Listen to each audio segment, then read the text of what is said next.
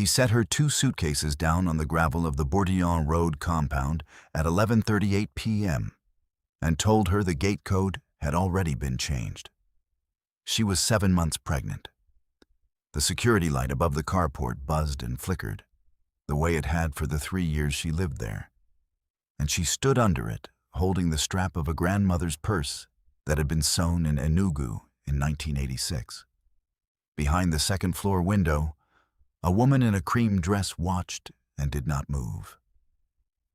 He told her there was a taxi already paid for, parked at the corner of Bourdillon and Alexander, engine running.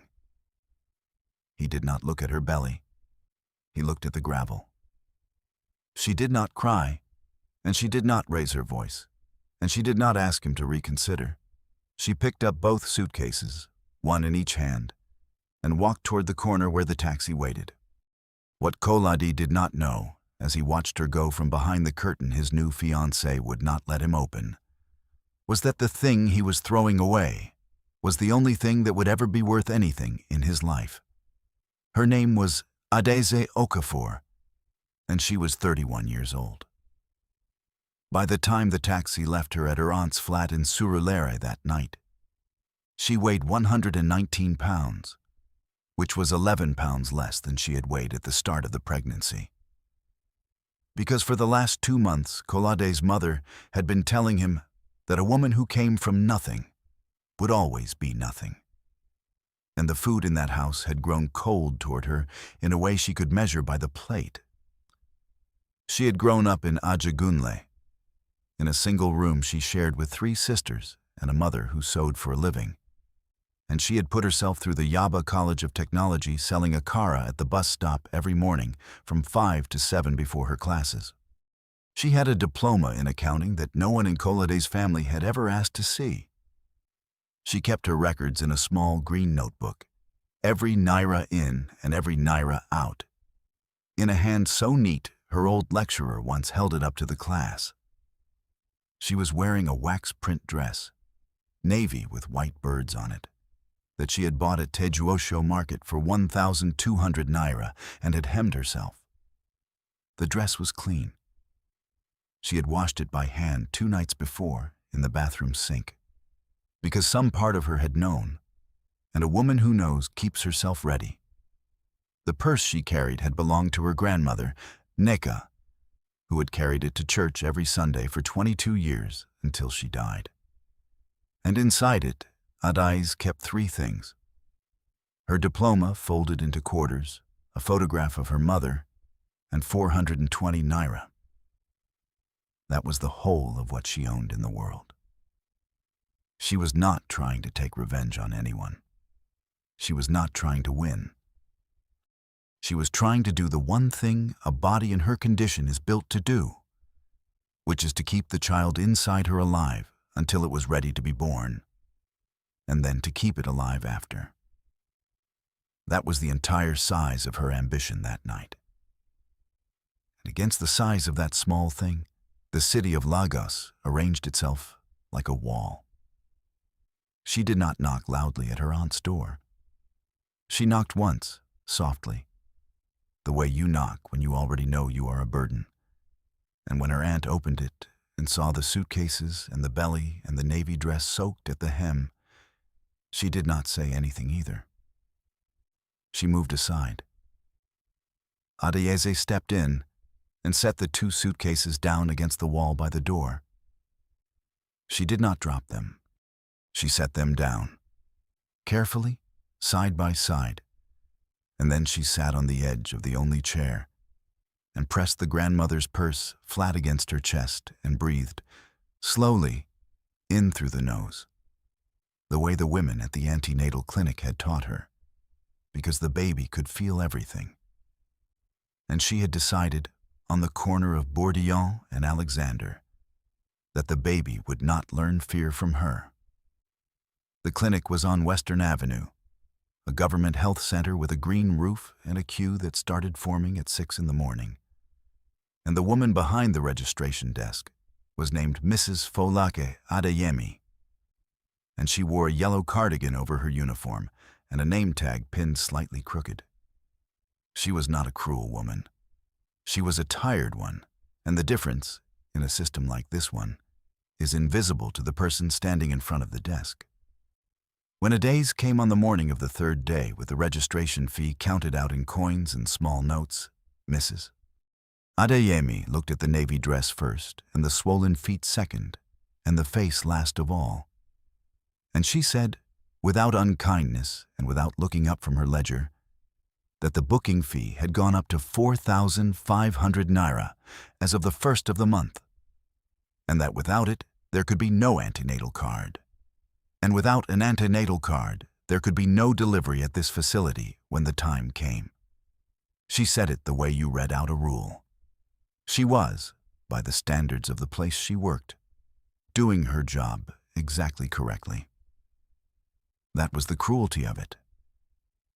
Adayezi had 3,200 naira.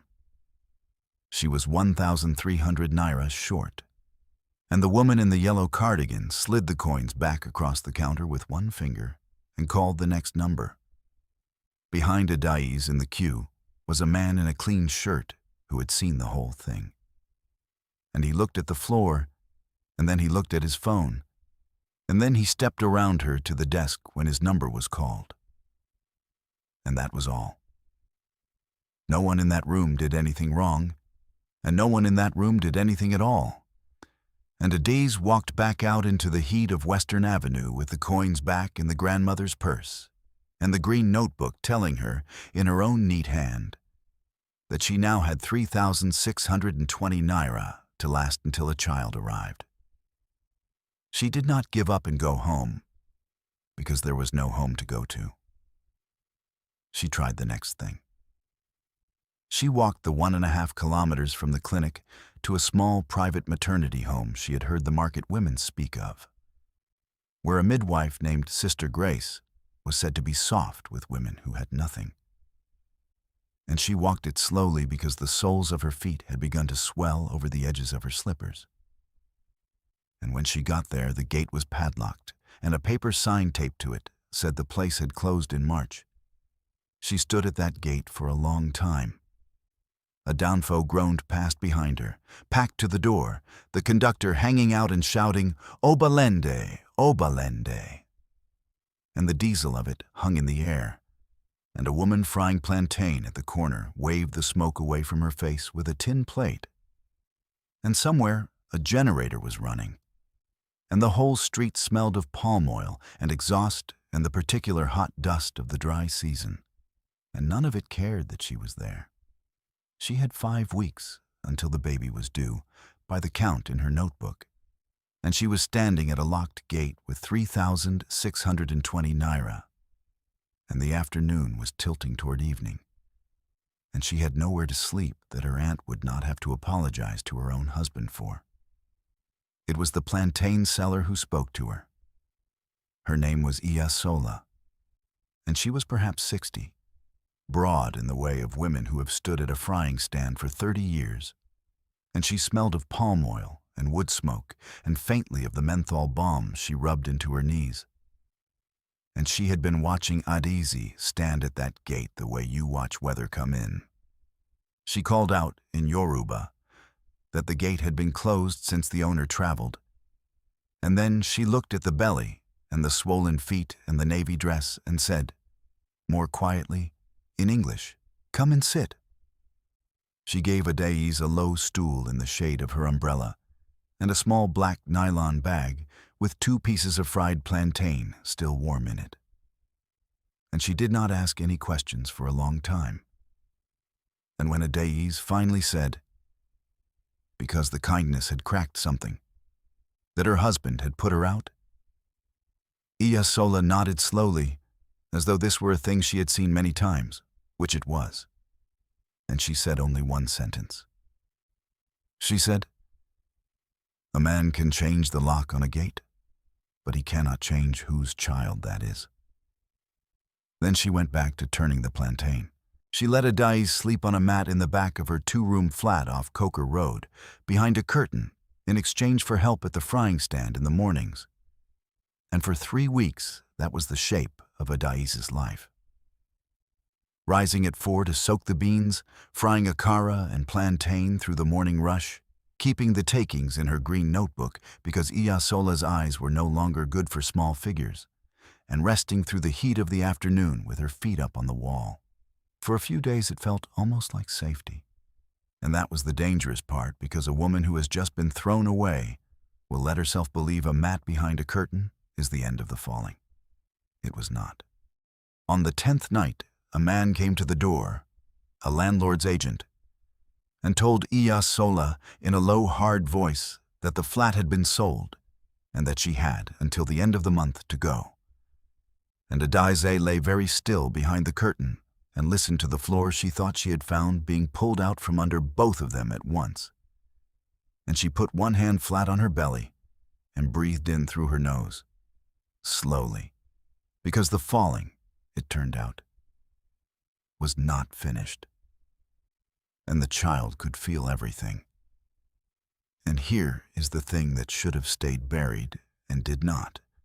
On the 4th night, Iyasola, who could not read and had never been able to, asked Adaize to look at a letter that had come for her, a government letter with a stamp. And Adaize read it to her, and it was nothing, a notice about market levies. But Iyasola sat very still afterward and said, "You read like an educated person." And Adaize said she had a diploma in accounting, and Iyasola was quiet for a while, and then she said a name. She said, "Do you know the name Bankole Adesanya?" And Adaize said no. And Iyasola said, "You will." And she would not say more that night. And she got up slowly, pressing one hand to her knee, and made a phone call from the corridor in a low voice that Adaize could not hear over the generator next door at a few minutes past 2 in the morning. And what that phone call was about, Adaize would not understand for another 10 years. The baby came early. He came on a Sunday morning at the General Hospital, where Iyasola took her in a kike that she paid for from the akara takings, and where a young doctor on call did the delivery without asking first about money. And the boy was small, 2.6 kilograms, and he had a cry that filled the whole ward, and Adaize named him Chidubem, which means God is my guide, and she wrote his name and his weight and the date and the time, 9:14 a.m., in the green notebook on the first clean page, the way you would mark the beginning of an account. She had 400 naira left. She had a son. She had a diploma folded into quarters. And the man who had set her suitcases on the gravel did not know any of it, and would not for a very long time. 10 years is a long account to keep, and she kept it the way she kept everything, line by line. Iyasola, it turned out, had a nephew, the Bankole Adesanya, whose name she had spoken into the corridor at 2 in the morning. And the phone call she made that night had not been about the landlord's agent at all. It had been about Adaize. Iyasola had watched a great many women come and go from the corner of that street in 30 years of frying. And she knew the difference between a woman who is begging and a woman who is keeping records of her own ruin. And she had decided, on the strength of one government letter read aloud and one green notebook full of a stranger's neat figures, that this one was not to be allowed to drown. Bankole ran a small but serious firm in Yaba that did bookkeeping and tax filing for the market associations across half of Lagos. And on his aunt's word and the evidence of Adaize's own hand, he gave her a desk and a chance. And she took the chance the way a woman who has had only one takes it, with both hands. She did the books for the Tejuosho traders and then the Balogan traders, and then, because she never made an error and never took a kobo that was not hers and could speak to a frightened market woman in a way no man in a suit ever could, she did the books for associations Bankole had never been able to reach. When Bankole's health failed 7 years in, it was Adaize he handed the firm to, not because of charity, but because she had built half of it, and the green notebooks by then filled a whole shelf, and the small boy Chidubem did his homework at a desk in the corner of her office every evening. And the firm had a name on the door on Herbert Macaulay Way, and the name was Okafor and Associates. And the woman whose name that was had not forgotten a single thing. She did not look for Kolade. That is worth saying clearly, because it is the part the world always gets wrong. She did not spend 10 years sharpening a knife. She spent 10 years raising a son and balancing other people's books and learning, slowly, that the things she had been thrown out with, the diploma and the neat hand and the refusal to break, was not nothing at all.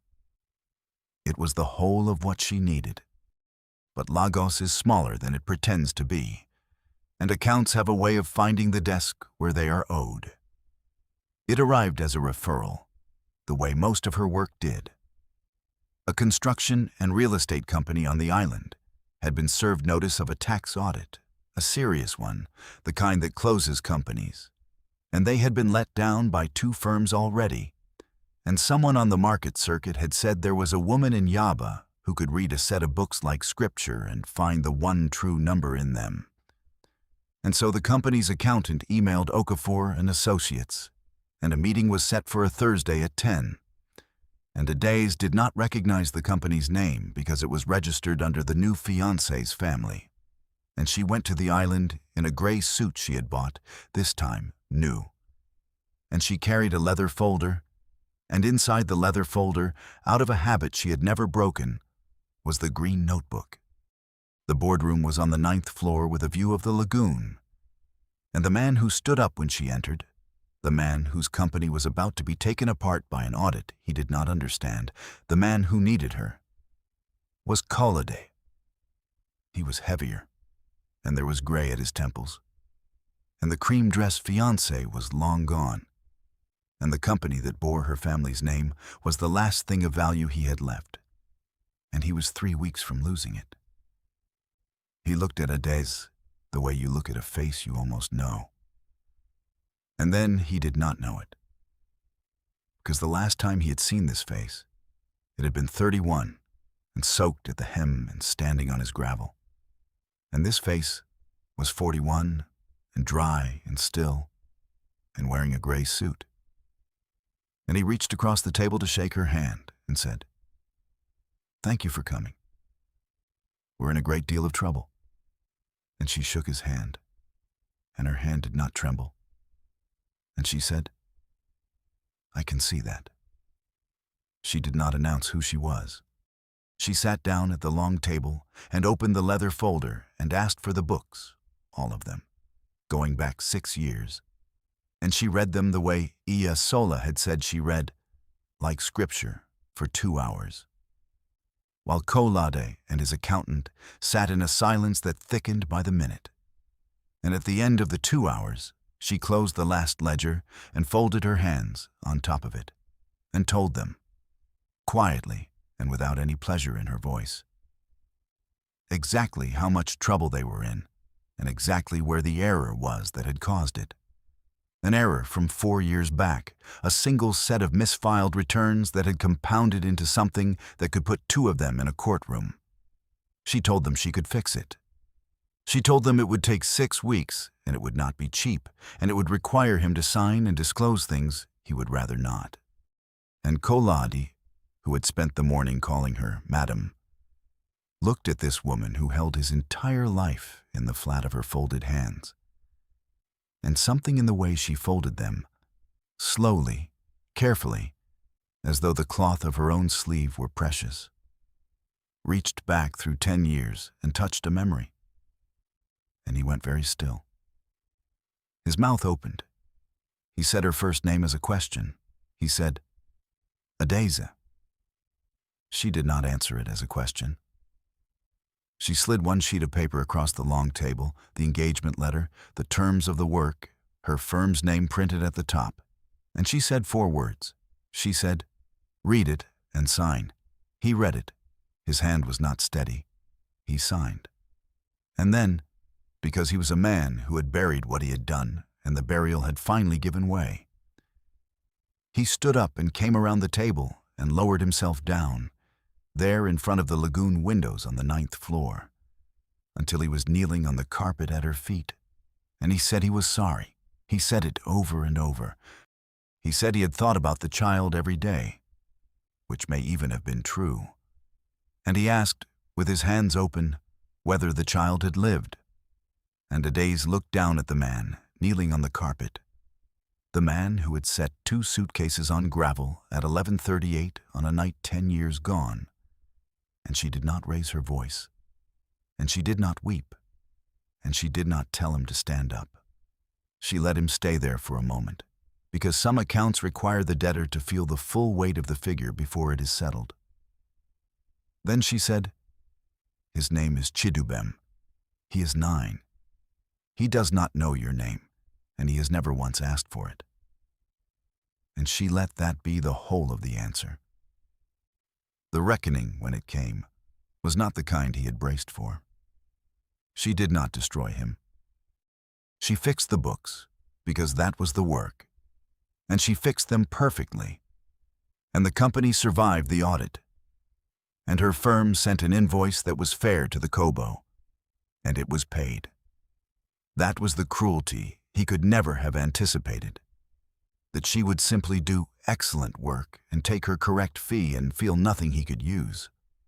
But the firm she built took the contract that the market women had been quietly steering toward her for a year, the bookkeeping for the entire Lagos Island Traders Coalition, the largest of its kind in the state, and the condition the coalition had set, written into the agreement at the insistence of an old plantain seller's nephew who sat on its board, was that every member firm be brought into compliance under a single new standard of record-keeping, designed and overseen by Okafor and Associates.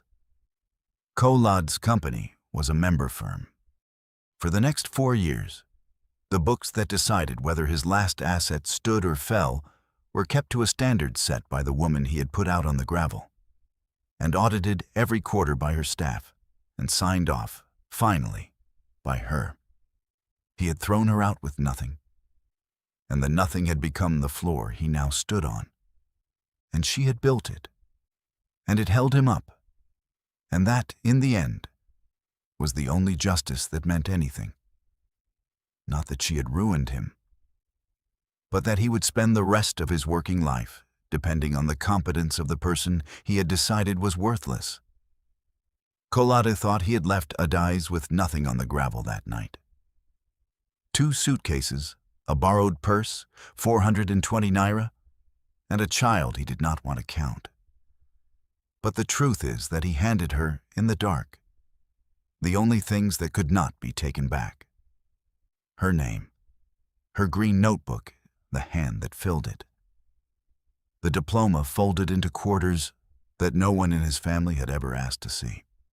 He thought he was emptying his life of her. He was handing her the key to her own. You can change the code on a gate. You can change the locks on a Tuesday morning and pay a taxi to wait at the corner and watch from behind a curtain you will not open. You can take a person's place in your home, and her share of your name, and her seat at your table. But you cannot take what a person carries inside their own 2 hands, and you cannot uneducate a woman who taught herself to read a ledger like scripture, and you cannot make worthless a person simply by deciding that they are. And the night he set those suitcases on the gravel was the last night he ever had power over anything that mattered. Because while he was telling her the gate code had changed, she was already walking toward the corner where the rest of her life sat with its engine running. 10 years later, in a gray suit she had bought new, in a boardroom on the 9th floor, she sat with her hands folded on top of a ledger that held everything he had left. And her son was at home, doing his homework at a desk with his name on the trophy beside it, and she did not need a single thing from the man kneeling at her feet. That is what it looks like when a foundation does not disappear. It rises, it rebuilds, and one day, without raising its voice, it becomes the thing that everyone else is standing on. So let me ask you something before you go, and I want you to sit with it honestly. If the person who threw you away on the worst night of your life came back 10 years later, kneeling, needing the one skill they once told you was worthless. Would you have the strength to do excellent work, take your fair fee, and feel nothing they could use against you? Or would you want them to suffer? Be honest. There is no wrong answer, but there is a true one. Leave your answer in the comments. I really want to read it. And if this story moved something in you, subscribe, because that is what we do here. We tell the stories of the people the world decided were nothing, right up until the day they became everything. I'll see you in the next one.